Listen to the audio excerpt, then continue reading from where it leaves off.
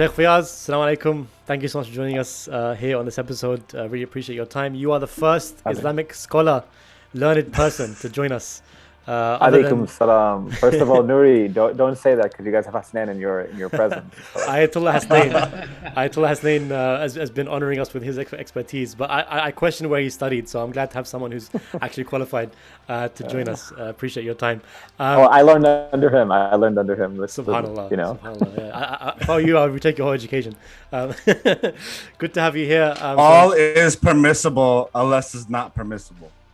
Oh, that's the one deep thing you learn wisdom. from Hausa, and you repeat it every single time I meet you.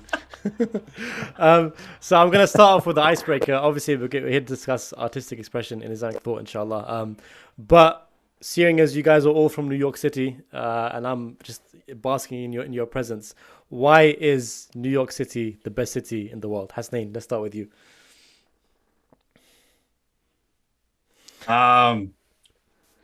I was hoping I didn't get the icebreaker. It's always starting off for me, but New York is the best city because from somebody who's born and raised here, the city teaches you something you will not learn outside the city. Grit. For example, it teaches you a specific way of life. It teaches you a specific way of hustling. And I've heard this specific from people not from a city background who come from, more suburban areas that they tell you, just moving to New York and being here for a year, they told me like the things you learn being in a metropolis like New York City, your mind opens up to a lot more things. You experience different cultures. So you just learn different and being born here and seeing individuals from other parts of the world, you kind of appreciate it. So it's a way of life's different. Yeah, 100%. Whenever I come, there's so much diversity, and it really is a jungle in the sense that there's businesses left, right, and center. There's so much to crash into, I guess. Ali, as someone who moved to New York City, what's your perspective on it? Right. So I'm not originally from New York City. I moved there, like you mentioned.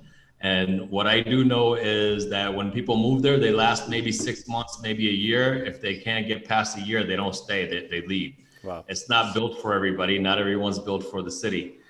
And like Stan said, it's a different type of hustle. And if you cannot make it in New York, I don't think you can make it anywhere. Wow. People mostly say that if you can make it in New York, you can make it anywhere. But if you can't make it there because the amount of opportunity that's there, then I don't know where you're going to make it. So it's very unique in the way it kicks your butt and it chews you up. It teaches you a lot of lessons and it makes you a lot better than when you came in. Well, if it made Hasnain as cutthroat as he is, you got to be very thick-skinned to to make it through the city. Sheikh Faiyaz, as probably the only sheikh that I know who born and bred in New York and lives the life, what's your perspective on it? I mean, I think you mentioned it, right? Diversity. The diversity of New York is unlike anywhere else. The type of people that you meet from every, sort of inch of the world, comes to New York, either lives in New York or has family in New York or comes to visit New York. You could be walking down any block, in any one of the boroughs, and you hear different languages spoken, on the streets, and that's something really unique. And I recognize that there's a lot of diversity in a lot of other cities in the world, and I've had the opportunity and privilege to travel to so many different places. But there's like a unique culture that I think that is only in this city. And so, for me, certainly without a doubt, I definitely appreciate that sense of diversity, and it's a beautiful thing. What aspects of I guess, I know it's a deep personal question, but what strong aspects of you would you say you only have because of being raised and living in New York City? I would say that appreciation of different perspectives, we take a look kind of like in this country today, and this polarized climate, right? So it's either you're on the left of the political spectrum or you're on the right, you're a Democrat, you're a Republican, you're a liberal, you're conservative. And I don't even mean on politics, in religion, in spirituality, in any sort of phase of one's life. And, even though New York is often seen as a left sort of city when it comes toward politics, when it comes toward religion and so on and so forth, you do see a sense of diversity depending on which area, which neighborhood that you're in. And that is, again, like for me, that's a really beautiful thing. And coming from kind of, religious or sort of a faith community, and the work that I do and sort of my perspectives and worldviews on things, even sort of that interfaith space, that multi-faith space in New York City is unlike anywhere else that I've ever seen. And even speaking with people, who live in other major cities, in Los Angeles or in Chicago or in Houston in the United States, or, in London, for instance, it's very, very unique that you'll find one neighborhood, and in that neighborhood is every community, right? As opposed to where oftentimes we see specific communities right. are kind of, in one particular pocket. And of course, you do see that in a lot of places in Queens, for instance, across the city. But you'll find diversity in every single respective, neighborhood in New York City in and of itself. And again, for me, I think that's super, super important for changing our perspectives, for appreciating, again, what it is that we see, and also kind of like where I want to raise my kids too. And thus concludes our appreciation for the greatest city in the world.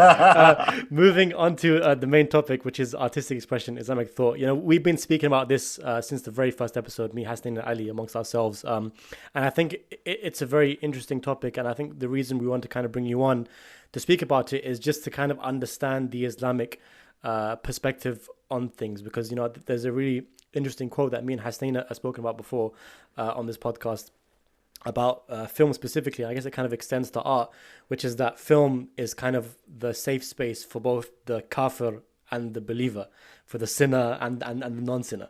It's a space for everyone, right? So I think it's very interesting to find out where Islam kind of fits in that paradigm and how it views this world of art where everyone exists, not just Muslims themselves. So hopefully we'll kind of dig at your perspectives and try and see what you think about things. But I guess just starting off, what basis is there, if any, for artistic expression in Islam? Yeah, I think it's a really good question to kind of get us started, right? Because when we want to think about the permissibilities or impermissibilities of anything when it comes to Islamic law and jurisprudence, and by the way, that's often the way that we think about things, and that's the way we shape our minds as Muslims, which I think is awfully problematic. But nonetheless, we want to assume that everything is permissible, as Ayatollah Hasnain likes to say, right? But it's actually it's actually like a principle within Islamic law, within jurisprudence, that states that everything is permissible until, virtually it has been deemed impermissible. And that is by, textual evidences, the Quran, the Hadith literature, or other sort of legal sources, right? So extending from there, art in and of itself and all of its dimensions and manifestations is permissible, right? We want to start off with this sort of basis, again, unless that it infringes on, anything that might be considered haram, might be considered forbidden, So we want to start off again with the basis that absolutely, without a doubt, because of the fact that likely we do not have any, textual evidences suggesting that it is impermissible, then it's totally fine, right? Of course, in the case that, it advocates or speaks to something that is forbidden, that's sort of a different conversation, a different issue. So on the assumption that, and again, I'm not entirely sure, but my assumption, my educated guess would be that probably we do not have textual evidences around, matters of sort of artistic expression in its different dimensions and different manifestations, especially in the way that we see it today, right? Because you guys are probably a lot, obviously you guys are the experts in the field, in how many ways or how many sciences are kind of under the framework of art, right? There's going to be literally paintings and calligraphy, and there's going to be poetry, right, and there's going to be film, right? Like, you guys can go ahead and sort of name 10, 12 of them, probably off the bat. And probably because all of these are kind of, more recent and new, and not found kind of within 6th century, Islamic Arabia, we can assume that they're permissible, of course, unless and until we can, if they were to sort of infringe on something that would be impermissible. I'm going to ask you a heavy question before Hasnain jumps in. But you mentioned that it's very problematic to think of things in not to misquote you, but you said to think of things in terms of what's permissible and not permissible is almost problematic. And I feel like a lot of Muslims think this way. And I'm fully on your wavelength. I agree with you there. But why is that problematic? I mean, firstly, is it a widespread understanding in Islamic scholarly circles that this is a problematic way of thinking, or is it just your kind of perspective? That's the first question. Sorry. And the second question is, why is it problematic? Okay. So first of all, let me let me start off with the precursor and say that everything that I say is my opinion and my thought. Of course, I will not be giving any legal opinions unless they're the sort of the consensus opinions or whatnot. But in regards to these sorts of claims or statements, they are I statements. I think and I believe that if we only look at life through a very legalistic prism, there's potential for that much more burnout when it comes to our relationship with our faith, right? At the end of the day, what is our responsibility? I think that's the question that we need to ask. And not responsibility by means of what is permissible versus impermissible, meaning what is halal versus what is haram. I'm saying that what is our responsibility as a human being? My responsibility as a human being is to know my creator, is to know myself, is to make my best effort during the course of my days, during the course of my months, during the course of my years living in this world, to being the best servant of God that I absolutely and possibly and potentially can be. In the words of Ali, he states, Allahumma ja'alni min ahsani abidika nasiban indak. Oh Allah, allow for me to be the best of servants in closeness and proximity to you. That's what we want. We want to know God, right? That's what all of this is about. And I think that if we look at life through that prism and through that lens, whereby everything that I do is meant to draw me closer to my creator, allow for me to know my creator, allow for me to know myself via my knowledge of the creator, right? And build a relationship that way, there's that much more potential for success and growth and the ability to reach that ultimate potential that God has created us with, right? So I say all of this and sort of bring it back toward the conversation for just a moment. And that is that when we talk about things that are halal and haram, I'm not saying that they're not important. I'm saying that they are absolutely important, but they're a lot much easier. They're that much more easier to accept, meaning that which is permissible versus that which is impermissible, if you know that what is behind the permissibility versus the impermissibility is that it's going to draw me closer toward God. I mean, that God wants what's good for me, right? We often have this perspective that God, he's an angry, man sitting on a throne up in the sky, ready to sort of strike down some thunderbolts to anyone who, disobeys him or whatever. No, man. God wants what's good for you. God wants he loves us. Sorry to sound cliche or sound, but that's the truth though, that we don't often hear. So all of a sudden, when I know that God loves me, and then he says that this is halal versus this is haram, then I say, oh, you love me anyway. So I know that you know what's best for me, so I'm ready to submit to it. I wanted to get more detailed in regards to art and Islam. I know we have 3.5 poets or artistic visionaries. I'm the half. But, SF, poetry is really big in the Islamic tradition, and I know you have done a lot of research in that area, and I kind of wanted to pick your brain on the artistic vision of poetry in Islam and kind of the contemporary thoughts of the contemporary artistic poetry today, and what are your thoughts about that, and if you can give us some background on where that came about in the traditions as well. Yeah, for sure. So I think we want to go back and kind of rewind Islamic history toward really the pre-Islamic period. Right. So if Islam is born in the 6th century in the Arabian Peninsula, we know that prior toward that period, within that community, poetry was super important. It was super important as a means of expression of love, as an expression of grief, and an expression truly of any single emotion that a human being endures. And poetry sort of has that ability, right? It can be something that is very dynamic in the way that it's approached and the way that it's spoken and the way that it's recited. And we see that role of poetry in the pre-Islamic period, we fast forward a couple of years later to sort of the rise and the advent of the religion of Islam, the Prophet Muhammad, peace and blessings be upon him and his family. The Quran is in a sort of poetic dialect of the Quraysh, of the tribe of Quraysh. And it's revealed contextually toward the Arabs within that community. Of course, when I say revealed contextually, I do not mean that the book in itself is also contextual to that. community. Of course, I believe that the Quran is universal and we can apply its teachings today and so on and so forth. But I mean that it's important to understand the history surrounding the revelation of the Quran, as Muslims believe, to that particular, social climate where everything was about kind of poetry.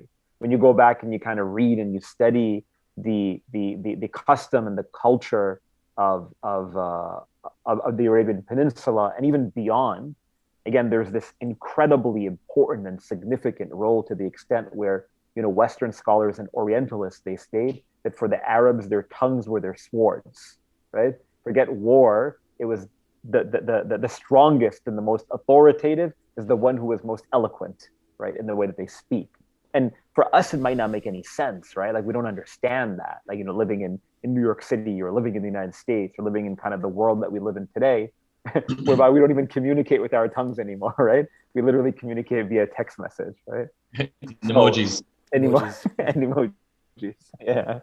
So, so it's really, really important to understand kind of that history, right? And then we see the application of poetry, fast forwarding kind of through that, prophetic period, through the first, 3, 4, 5, 6, just really throughout Islamic history, right? And you see that eminent and sort of illuminated within every single, majority Muslim community, or kind of within the most important languages as well, for Muslims, that of Arabic, that of Urdu, that of Farsi, that of, Turkish, right? All, they're if you walk into a bookstore, and you go to the section on Islam at a Barnes and Nobles, for instance, right? I guarantee you that probably 75% of the books on Islam are going to be on Islamic poetry, right? Yeah, Poetry Rumi. of Rumi, otherwise, for instance. Yeah, exactly. So poetry is super important, of course, and without a doubt, amongst the most important forms of artistic expression within the pre-Islamic period, and certainly within Islamic history as well. Do we have any? I know you said like I guess artistic expression is a very new thing, but do we have anything in the Quran, in Hadith, anything that kind of encourages people to go out and I guess express themselves artistically in any way or any form aside from poetry? Perhaps, to be fair, I'm not sure. I'm not sure.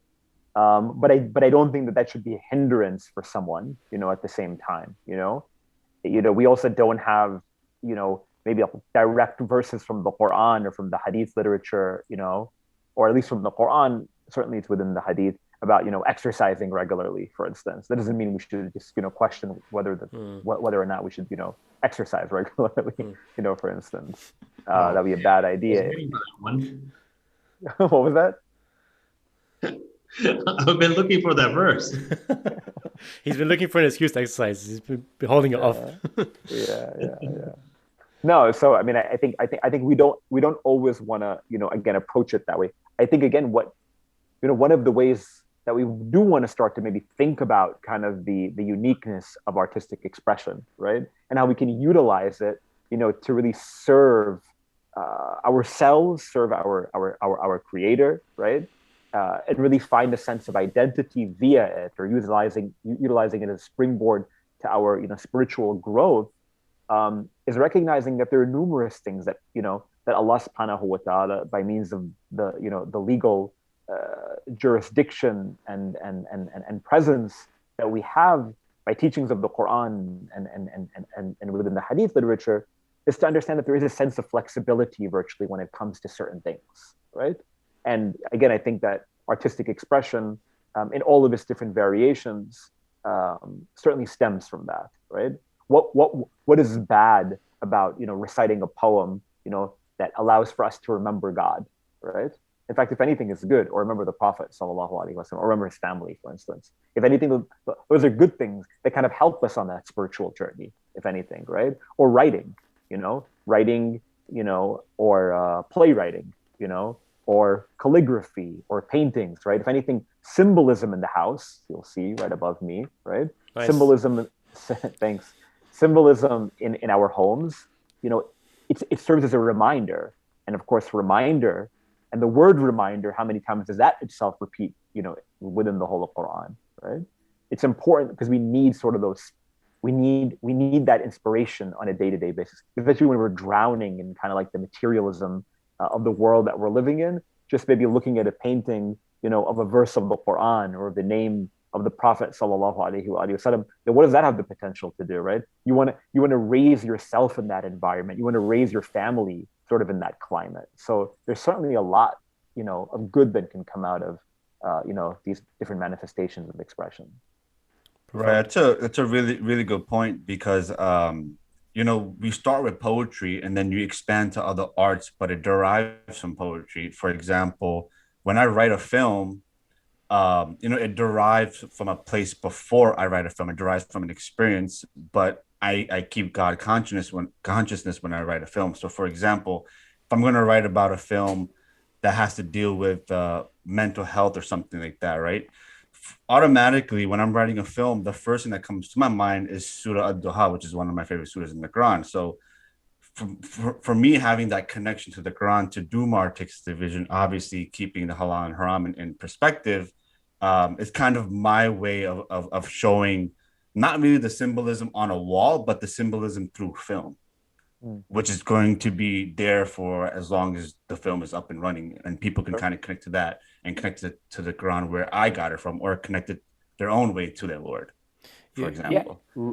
Go ahead, Sheikh. Sorry.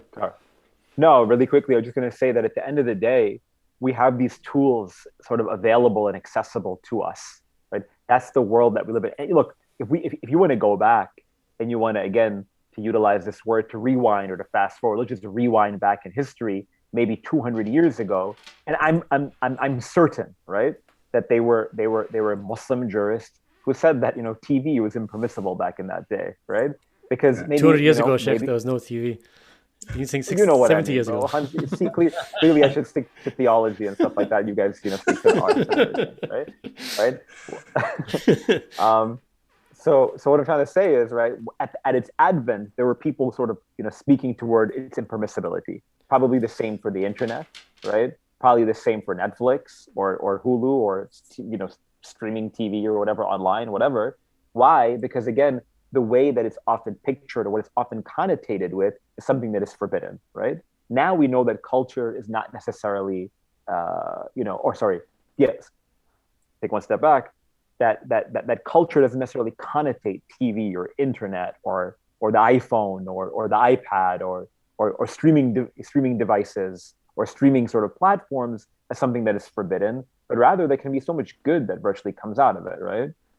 So how are we as a community collectively utilizing kind of the platforms that we've been afforded to like do something really meaningful and good and make a difference kind of within this community society that we're living in, right? So no, go for it. But just to pick apart that point, and I feel so bad asking you these really tough questions because I don't need to get slack for them later. But what then is like because you mentioned when TV first started, you show that there were scholars who said it was haram. There's a thing that we always have within our circles where we often hear about the fact that it wasn't appropriate for sheikhs at a certain time to wear a watch at those times. So like I guess the perspectives on how what is permissible, what is impermissible, what is improper, and what is proper are always changing with the times, right? So if, for example, let's say we want to get into a certain form of art these days and we're being told that it's not appropriate, forget haram, halal, it's not appropriate for Muslims to get involved in that art. To what extent do we be like, hey, in 10, 20 years, this is going to be more acceptable versus, no, the scholars know what they're talking about, let's listen to them. I guess to what extent can you kind of like use that leeway and use your own perspectives and understanding on things to make the right decision when it comes to these, these worlds of art? Yeah, no, that's a good question, and that was also a tough question, especially because I'm not a jurist myself, and I don't deduce the laws, but from my understanding, we want to keep in mind that there is this principle kind of within Islamic law known as the urf, or virtually what is sort of the common custom, within a respective community and society. And that's something that's very, very important, something that changes from time to time virtually, okay? In addition to another principle, probably in regards to which is probably a different one in regards to the one that you mentioned about, for instance, that in some communities, for the sheikh or the imam of the community to wear a watch or something like that is forbidden, so on and so forth. That's what is known as libas al-shukur. For instance, if something's going to bring negative attention to somebody, even though it's permissible, in this case, it should be avoided because people will start backbiting or whatever, things like that. And, again, we want to be able to remember, again, at the end of the day, we want to cultivate a community and a society that's void of as much vice as we could possibly, keep it void of, virtually. We want to push away any sort of hardship, any sort of obstacles, any sort of sort of social disease, virtually, right? That's the community that we want to build. That's it. Again, ideally, right? Recognizing that we might never reach that ideal doesn't mean we don't work toward that ideal. Okay, that's number one. For going back to the point that you mentioned in regards to perhaps engaging in a particular expression of art, and again, I don't know what you're talking about, so it's generic, yeah, generically speaking. At the end of the day, right, if you are aware of the circumstance and the situation, right, and you're in a climate where you don't feel that at the end of the day, you're an expert in the field, right? If you are an expert in the field, not if I'm just saying it arbitrarily, but if you know very well that what you are doing is perfectly appropriate, no one is going to consider you odd or unique, as a Muslim believer, practitioner, being in that community and being in that environment, then you have to be the one to make that decision. I don't even believe that, again, what the jurist is going to do is sort of give, kind of the parameters and the boundaries, but it's up to kind of the muqallid, so to say, the one who has to perform the action, to kind of make those necessary determinations and conclusions to decide what it is that they're going to do. And I think that we have that sense of flexibility within our law, right? It's not often that it's taught to us, but I believe that certainly it's present kind of within our community.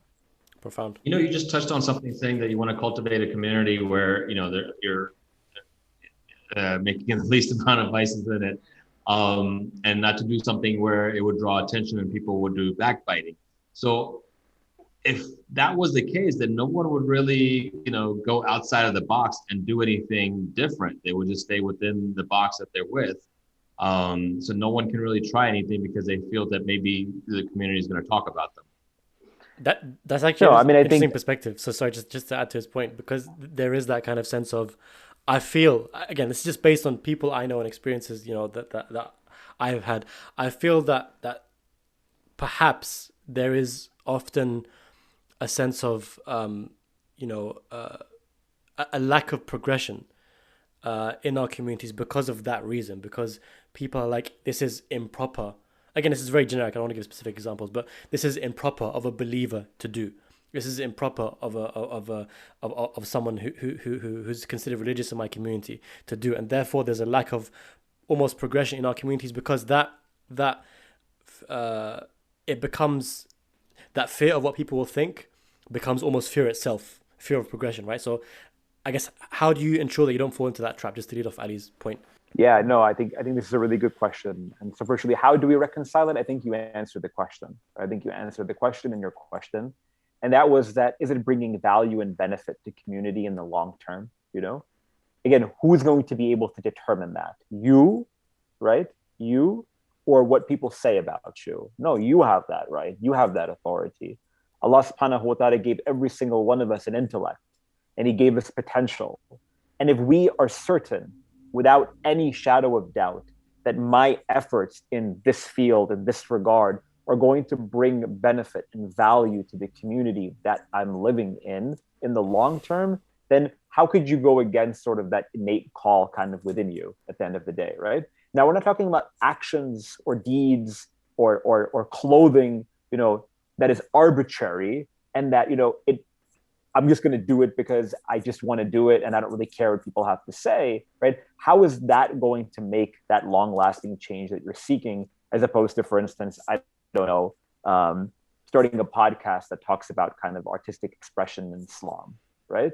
Someone might speak poorly and say, what are these guys doing? They could be doing something so much more meaningful, right? But at the end of the day, you feel kind of within your own self that, number one, I'm not doing anything impermissible by sort of engaging and utilizing this particular platform. And number two, I feel that if anything, I could learn from it. And number three, that I could perhaps bring a benefit to the community of listeners who, may take from my expertise, from the knowledge base that's being presented on this platform, and perhaps utilize, their faith, as a mechanism in their art toward making, again, some sort of communal difference. And I think, again, it's up to that individual to sort of sit back, take a look, and reconcile for themselves. And we see this kind of within the Sigara and within the history of the companions of many of the confidants, of the Prophet and of members of his family as well, right? Where during the course of their lives, they would speak or they would act in a certain way that would often bring them some sort of unduly attention, but they knew that they were calling to value at the end of the day, right? They were calling, to justice and to patience and to generosity and to kind of the beauty of the tradition, right? Regardless of the fact that others thought that they were crazy, or that they were insane, or that they were, absurd in their behavior for doing so, right? We have to know what the wisdom is behind what it is that we do, right? And we have to stick with that, especially if we are, again, convinced and we have certainty. That said, I wouldn't say that, I wouldn't say that we want to be arrogant or prideful about it, right? You want to be humble, right? And you want to ask people, you want to make sure that you're reflecting about it, you want to make sure that you're praying to Allah subhanahu wa ta'ala to sort of bring you blessing and benefit, kind of in the work that you're doing. So let me add a hurdle. Sorry, Hasnain, I've got a question. I've got a question. Let me add a hurdle to that question and throw it back at you. So let's, for example, I'm sorry, Hasnain, to use it as an example, but for example, let's say Hasnain, for example, wants to. You've mentioned before your goal eventually is to win an Oscar, right? Let's, for example. This is not the first time I've been used as an example, by the way.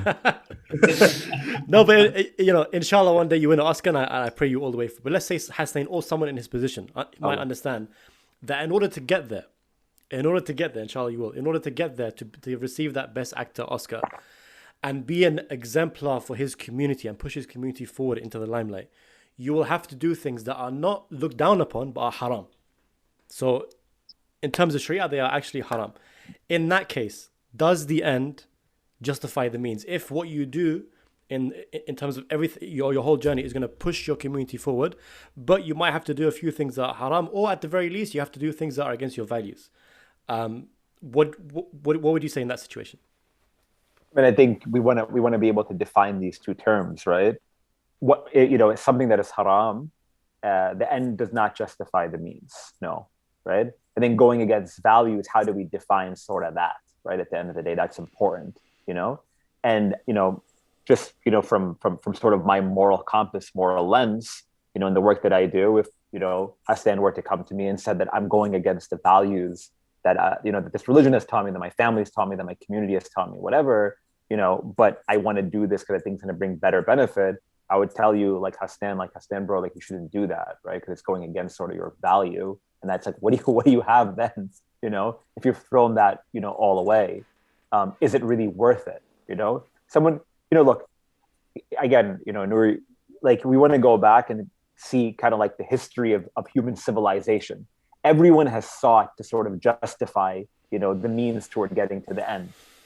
People in power and authority and politics, but I'm going to do good for my community once I get there, right? How many people did you kill, bro? How many drone strikes, did you throw on children in Afghanistan and Pakistan? But I'm going to bring benefit to my community and to my country, right? Oh, what are we talking about? No, we want to make sure that we're creating those boundaries for ourselves, right?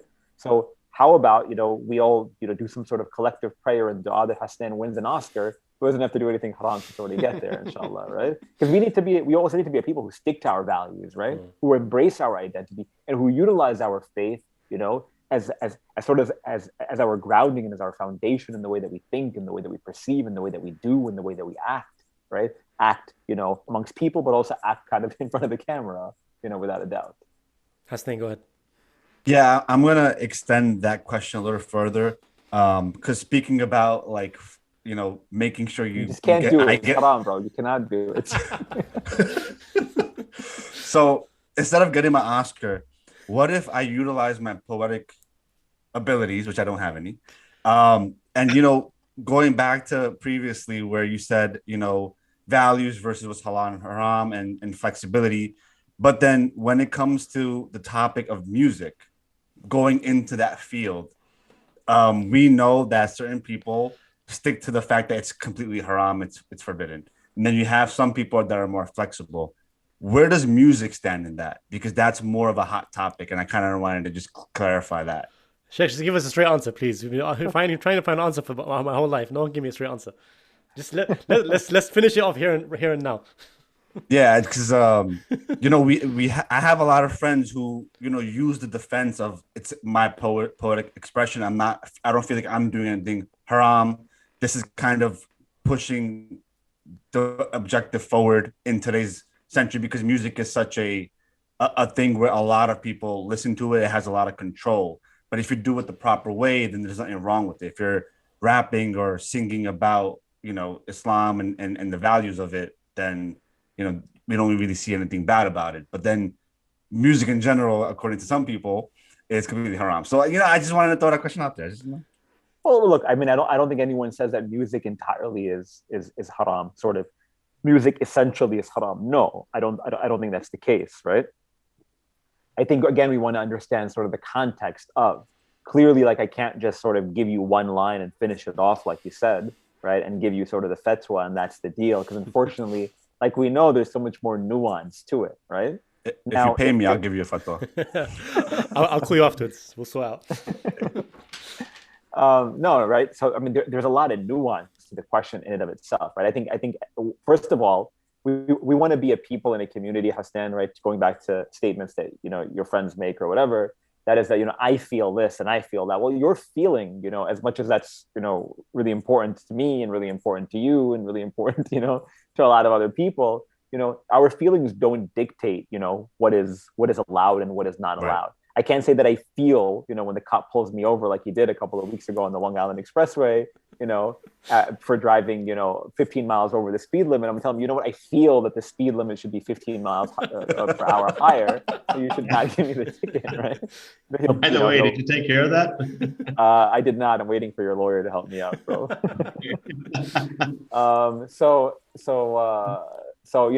I just gotta, I can't put my feelings and interject them into anywhere in any place that I feel virtually, right? So, when it comes to music, look, there is a lot of nuance, right? If music, virtually, number one, sort of as a flat out rule, if music is about sex and music is about drugs and music is about violence and music is about sort of things that are impermissible, then bro, like it's impermissible, right? What are we gonna do about it, right? That if that music is, according to the general opinion of most Muslim scholars, if it contains certain instruments, right, string instruments, for instance, there is specific evidence textually that states that string instruments are forbidden. Then in this case, for instance, then that kind of like throws that out. Now we have all these other sort of different types, right? And this is kind of like where the conversation and the debate really, really lies, right? And are there certain exceptions to the rule? For instance, can music be played in a wedding, right? And certainly we have many scholars who would say that yes, because we have textual evidence from Hadith of the Prophet, for instance, that says it is permissible, right? But why is it permissible? Is it only specific to weddings, or does that extend to other gatherings, for instance, generally, right? So again, we want to make sure that we're understanding kind of the nuance. These things are not arbitrary, right? They're these like for instance, jurisprudential verdicts are not kind of like thrown out in a vacuum all of a sudden just to like make our lives complicated, right? I don't believe that that's the case. I'm certain that that's not the case, but I know that's the way that many people see it. So I think that it depends on the situation, on the circumstance, and somebody could email me and I'm happy to have a conversation with them. Tell you the rest I'm good. Noor's gonna email you. No, me and you, Hasnain, we know our religion very well, or we think we do. So we just stick with it. I don't know about you. I studied at Hosa in New York City, man. I'm good. Moving on from this conversation, I guess Hasnain said something pretty profound. He always says things that are profound, but he said something that kind of stood out a few episodes ago, which was about how art essentially is especially today, is a very liberal movement. Even historically, it's a very liberal movement, right? I don't think any of us can deny that. Looking at different forms of art, film, music as well, it's a very liberal environment, a very liberal movement. I guess the question I want to ask is then how, given that the artistic movements and communities are extremely liberal, how then can Muslims therefore navigate these movements, communities, what advice would you give for anyone who wants to get involved in an artistic movement that which, for example, film? We all know film. Even forget the films that we watch. Even working in film, it's a very liberal industry. There's a lot of situations that you will find yourself in as a Muslim, which you might not be comfortable in. So how would you recommend people navigate these uncomfortable situations while maintaining their values, but still succeeding in their industry? That's a tough question, right? Because again, I'm not in the industry. So what I would do is I would call upon رجوع إلى أهل الخبرة. I would go back to the people of expertise and send them to you guys, right? I mean, I think, at the end of the day, I've not been in those environments, but I would say that, let's go back and kind of take a look at these historical roots of liberalism and of humanism and sort of all these other different sort of, theories and perspectives and philosophies and worldviews that certainly arose from kind of like the secular, ideology, maybe in the Enlightenment period, for instance, where it was kind of like distancing ourselves from faith and from church and so on and so forth, right? I would say that maybe in the Western world, so to say, that, art and all of its different manifestations and expressions certainly comes through this lens of, liberal ideology. But in the East, is that the case?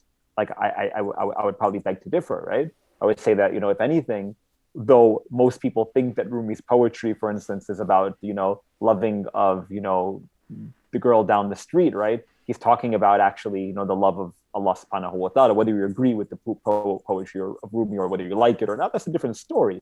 Without a doubt, he's talking about God, as is sort of the poetry that we find generally, coming from, a lot of classical, cultures and communities. It's talking about knowing oneself, about sort of this uncovering of the knowledge of God, right?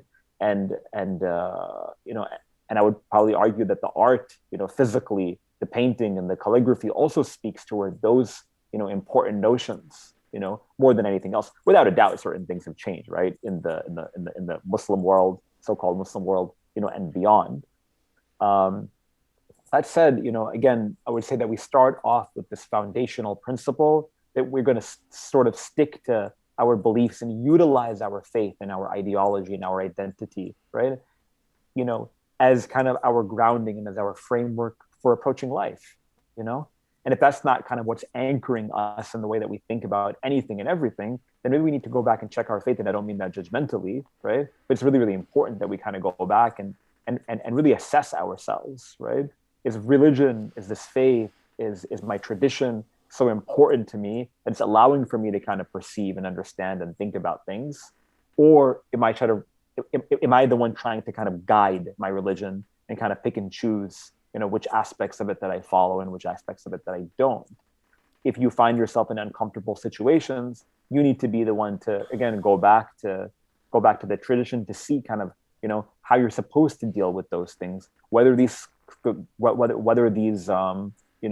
gatherings or these situations that you might find yourself in are uncomfortable or are impermissible, do they go against my values, so on and so forth. We need to go back and check things, go back and check ourselves. And if anything, I believe that our kind of society is moving toward a climate of more acceptance, in light of kind of like the polarizing climate, that we live in. Certainly kind of there is this notion of very toxic liberalism, right? The rejection of religion and a rejection of God centricity and of piety and morality in its entirety, that's certainly founded in some pockets. But I think that, oftentimes you're going to find that people are much more appreciative of sort of diverse perspectives and theologies and belief systems. But I think that's where we can utilize kind of our faith to our advantage. And I think that's why it's really, really important, that we have so many Muslims, believers, practitioners kind of within a lot of these fields. Even though it's difficult and challenging, think about kind of the room that you're going to be creating and the avenue that you're going to be opening up for people who are coming 15, 20, 30, 50 years down the road, right? Because right now you're the one doing that hard work. But at the end of the day, like if you stick to your values and you're kind of staunch with them, people are going to appreciate kind of Muslims in that space a lot more, tomorrow. Profound. Ahsant. Just leading off from that question, and hopefully we'll wind down soon. I know you're tired and it's late. You know you sleep at like what, 9:30 p.m., 9:45. No, dude, at 9:30, if my eyes are not shut, my alarm is not set, I'm already not half an hour asleep. Something's wrong. We'll wind down. Today something's wrong. We'll wind down soon. But the thing is, I want to take this opportunity just to ask you everything that I want to ask you about art. So I'm going to throw this one at you as well. Sorry.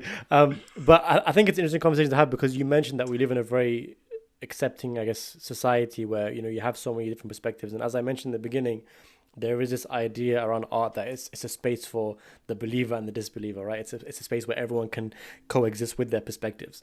And we've had this conversation offline about enjoying the good and forbidding evil, where, you know, generally it's seen as Muslims that we are to, I guess, call out vice in our society. We see vice, we call it out, we say this is wrong. That's generally the kind of perception, I guess, we have as Muslim communities. I don't know if that's how things should be, but that's the perception that we have. So given that, do Muslims who work in these artistic industries, I guess, have the right, dare I call it that, to take an authoritative approach to their industry, that they should call out vices that they see in their artistic industry? Oh, that this and that film was wrong, this and that art painting was wrong, given that it's a very liberal movement, like I said, where all perspectives are valued, like you said. Yeah. So, I mean, I think, again, we want to understand that these principles of Amr bil Ma'ruf, Nahy anil Munkar, enjoining the good and forbidding the evil, they have conditions to them, right? There are prerequisites to them. And the prerequisite is that I'm just going to call out every single injustice, you know, or sort of bad deed that I see every single day. Just imagine walking down the streets of New York City, right? How many times they're going to be calling out, you know, everyone else, right? No, we're certainly that's not what we believe, right? But there are conditions to them, right? The number one is, for instance, you don't, like, you know, just from like the door of ethics, like we don't believe in calling people out and embarrassing them, right? Unless they're Hasnan, of course, right? Man, I get called out all the time. Let's just move on. No, if you right? were to call out everything bad, my phone would never stop. Right? No. So like so you know, just giving this example, like one of those conditions are that, number one, if you are to do that, of course, we're just making a joke, and I know Hasnan like really well, so I know that he's not going to take offense to what it is that I just said, right? And if you did, please forgive me. Right? Forgive him, Hasnan. No, none offense. None taken. Right? But like, you know, again, amongst those conditions, which are you know, founded within our hadith literature as well, is that when you tell someone that the action that they're performing is wrong, right, or they're committing a sin or an act of vice or whatever, you have to believe and have absolute certainty that they are going to be receptive to the advice that you're giving. Love right? that. And then number two, right, amongst those conditions are as well that you tell them in words that are kind and polite, right, that draw them closer to kind of the beauty of goodness, right, the beauty of morality, you know, as opposed to slamming somebody, as opposed to sort of, you know, this, you know, cancel culture, let's just call them out. No, that's not what we're saying, right?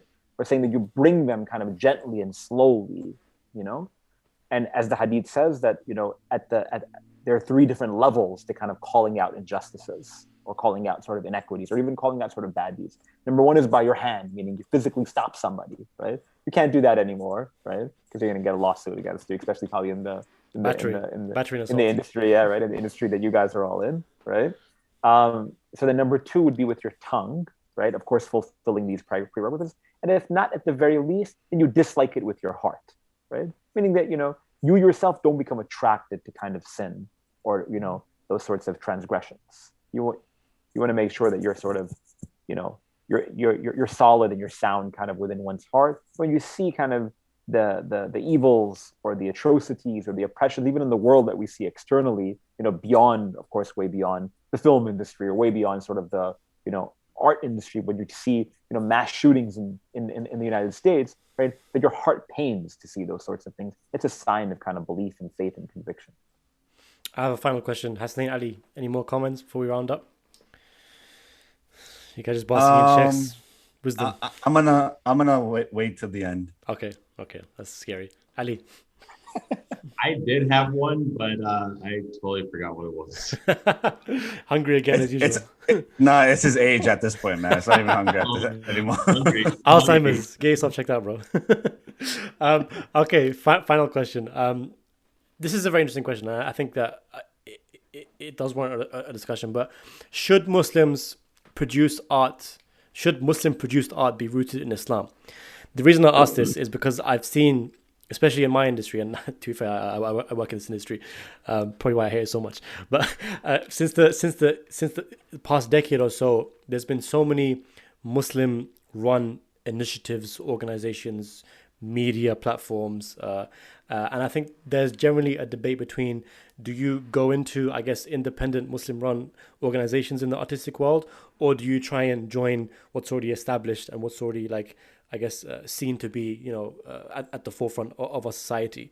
And I think it's an interesting conversation to have, because I feel like when we, and this is a blanket statement, but when we kind of move toward community initiatives and organizations, I find them to be almost very inward looking. Whereas I feel, and perhaps my perception is wrong, is that when you go into, more astute, dare I call it, initiatives and organizations in your industry, you might make more of an impact as a Muslim in that environment. So where do you kind of stand on that? And what advice? I think everyone. I think everyone has to kind of see what they're comfortable with at the end of the day, right? I would say that there's certainly obstacles and challenges probably with both of them, right? If they're going to be, a Muslim or community-based organization, first of all, probably you're not going to get paid very well, right? Just sort of thinking it that way. I felt that from the heart. listen, look. You guys are talking about, from the art industry, right? Like, I'm also talking about, kind of dealing with the Muslim community sort of on, like, community aspect, right? Kind of like on the faith, right?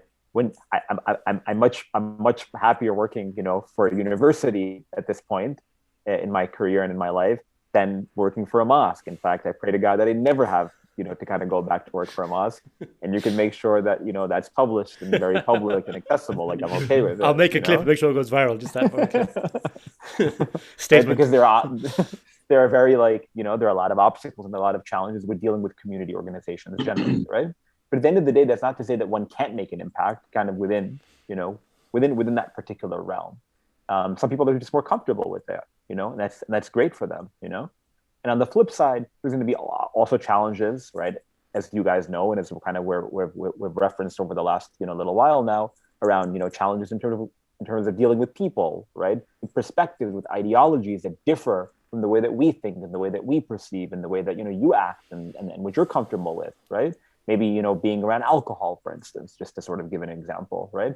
And those sorts of challenges are real for just about anyone and everyone, kind of in this environment, in this world that we live in, that goes well beyond kind of the arts, I can imagine, right? People who work in finance, for instance, call me all the time and ask me very similar questions, right? That we have to be in this setting, we have to be in this gathering. I didn't even mean it, in reference to you, Hasnan, right? But Hasnan tried to confide privately and just got called out. I'm so sorry. Please cut this out. Actually, no, leave it's it, okay. It's all good. Leave it. Right? Correct me if I'm wrong, though, Hassan. Right? Like, there are real challenges kind of within that field as well. In regards to certain environments and certain settings. But if you can kind of push the envelope virtually, you can kind of call out those needs, that you need to be met within that environment. People will start to appreciate, perhaps, kind of, your sort of religious convictions and your identity and embrace. Of course, others won't, right? And that's something you have to reconcile with. But others will, and it can, we can utilize it as a learning opportunity. So I think it goes back to the individual, where they feel comfortable. And again, everyone should do work whereby, number one, they can sort of take care of themselves and provide for their families. Of course, that's important. But then the bigger picture is like where they feel they can make like a bigger, longer lasting impact, right? And that's not, the sheikh's job to decide. That's not your mom's job to decide. That's not, your friend's job. That's your job to decide at the end of the day, right? Where can you make the impact that you feel and that you know that you can make? That's what it's all about. Before we wrap up, sorry, Hassan, I got to just hold this point. Before we wrap up, let me ask both of you. Yeah, are you fangirling right now? I feel like you're fangirling. No. I'm going to ask you, I'm fangirling you and Ali the same question. Because Ali, you work in you work a lot in Muslim communities in the charity sector. So, like, what's your perspective on it? I think it's the same, regardless, as far as charity work or just in general, right? For you, it'll be charity specifically, yeah.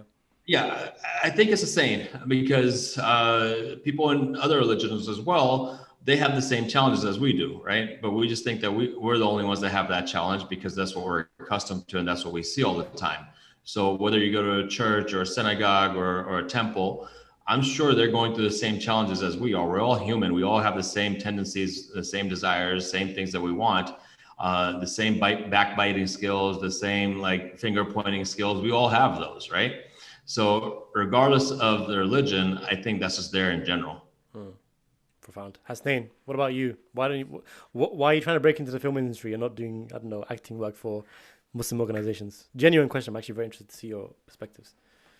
Yeah. So before I get into that, I just want to mention about working for an organization like my firm that I work in finance, right? Without the training, the knowledge that I've received from working within an organization, despite the troubles that I have, where I have to go to events where there's alcohol or I have to go to that, it's going to be easier for me to transition and open up my own shop, right? Because I have the training through that. And I think that correlates with what you're trying to say, where, why haven't I worked with a film organization or anything that, why do I do my own thing? Well, it's kind of the same thing where I'm still a student and I'm still learning. And the only way I can progress in my personal self is by being associated with other organizations outside the Muslim spectrum, right? Because it's not really advanced far enough. The training is not there. The resources are not there that I can get at other studios that I'm affiliated with that are not Muslim or, bound by Islam. They're just, regular American people that do the thing, right? But the thing is, the training, the resources, the people that I network with, the people that I meet, that's what I need to eventually push myself forward on the left side of things, where I can open up my own organization, which is kind of what I'm doing right now. Like my crew and my cinematographers, my directors, my producers, I've all met them through those settings, obviously keeping it halal with, myself, and, moving to the left. And justifies the means. That's kind of how I progress forward. So you have to start somewhere. And I think, living in New York, you kind of start where the opportunity kind of is open up for you, right? I mean, it's going to be hard for me I'm going to open up my own production company. I have no idea what goes into a production company, right? But I have to learn from somewhere. So that's kind of how I take it. Beautiful. I wanted to add something to that. I've heard this phrase about, and I don't know how, it's not directly to you, Hasnain, at all, but I've heard this phrase. That's okay. where the saying goes that you can't do clean work with dirty hands. So I don't know how that would apply in what we're all trying to do with being closer to God. Basically, the end does not justify the means, as Sheikh said. Yeah, I mean that kind of phrase it means something different to me. It doesn't mean that it doesn't come through halal or haram. It just kind of, dirty hands to me means like the grunt work, right? Like, for example, you start off as an assistant, you do the grunt work, you move to an associate, you move to an analyst. Like, that's kind of how I take it. I don't really take it as, I gotta get your hands dirty. Eat a bacon, egg, and cheese just to just to get that promotion. I don't see it like that. I just see it more as dirty hands. It's just like roll up your sleeve and get to work, than anything else. Sheikh. I was looking at it more from like a bacon, egg, and cheese. Yeah. Sheikh, I think we'll let you sleep now. Obviously very tired. Just want to take this moment to appreciate you and thank you for all your wisdom and your great work. If anyone's getting in contact. Wait, last question, really quickly. Bismillah, really quickly. Is that a Patagonia vest? It is indeed. Yes, I knew it. Sheikh, just want to take this moment to appreciate you and all your fantastic work and your wisdom. If anyone wants to reach out to you, get in touch with you, or see your content, where can they get in contact with you? Where can they find you? You can find me on Instagram at Faiyaz Jaffer. You can find my email address online, always accessible. And I have a Ramadan podcast called Sheikhing It Up with Sheikh Faiyaz, which you can find on Apple Podcasts, Google Play, and all other streaming platforms. Wonderful. Sheikh, inshallah, we'll see you soon. Take care.